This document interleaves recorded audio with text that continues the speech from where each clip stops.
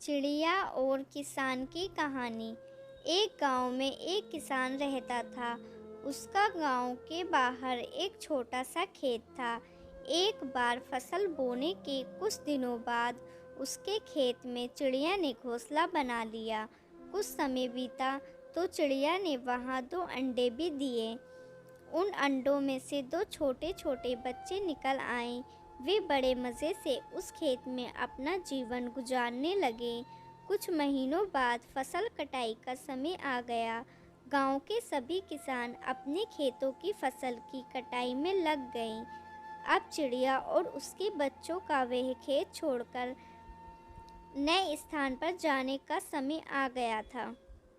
एक दिन खेत में चिड़िया के बच्चों ने किसान को यह कहते सुना कि कल मैं फसल कटाई के लिए अपने पड़ोसी से पूछूंगा और उसे खेत में भेजूंगा। यह सुनकर चिड़िया के बच्चे परेशान हो गए।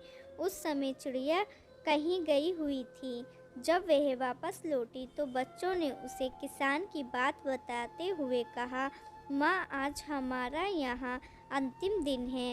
रात में हमें दूसरे स्थान के लिए यहाँ से निकलना होगा। चिड़िया ने उत्तर दिया, इतनी जल्दी नहीं बच्चों, मुझे नहीं लगता कि कल खेत में फसल की कटाई होगी। चिड़िया की कही बात सही साबित हुई। दूसरे दिन किसान का पड़ोसी खेत में नहीं आया और फसल की कटाई न हो सकी।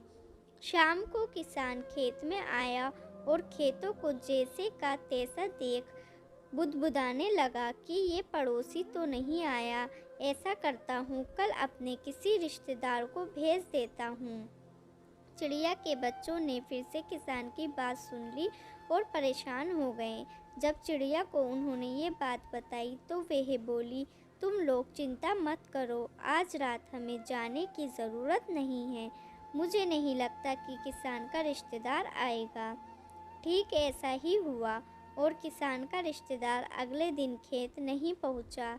चिड़िया के बच्चे हैरान थे कि उसकी माँ की हर बात सही हो रही है। अगली शाम किसान जब खेत आया तो खेत की वही स्थिति देख बुदबुदाने लगा कि ये लोग तो कहने के बाद भी कटाई के लिए आते नहीं हैं। कल मैं खुद आकर फसल की कटाई शुरू करूँगा।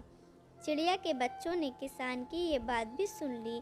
अपनी माँ को जब उन्होंने ये बताया तो वह बोली, बच्चों, अब समय आ गया है ये खेत छोड़ने का।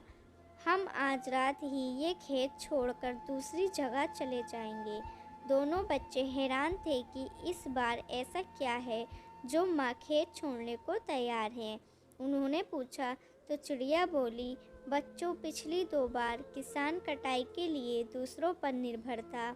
दूसरों को कहकर उसने अपने काम से पल्ला झाड़ लिया था, लेकिन इस बार ऐसा नहीं है। इस बार उसने यह जिम्मेदारी अपने कंधों पर ले ली है, इसलिए वह अवश्य आएगा। उसी रात चिड़िया और उसके बच्चे उस खेत से उड़ गए और कहीं और चले गए। इस कहानी से सीख मिलती है, दूसरों की सहायता लेने में कोई बुराई नहीं है, किंतु यदि आप समय पर काम शुरू करना चाहते हैं और चाहते हैं कि वह समय पर पूरा हो जाए, तो उस काम की जिम्मेदारी स्वयं लेनी होगी। दूसरे भी मदद उसी की करते हैं जो अपनी मदद करता है।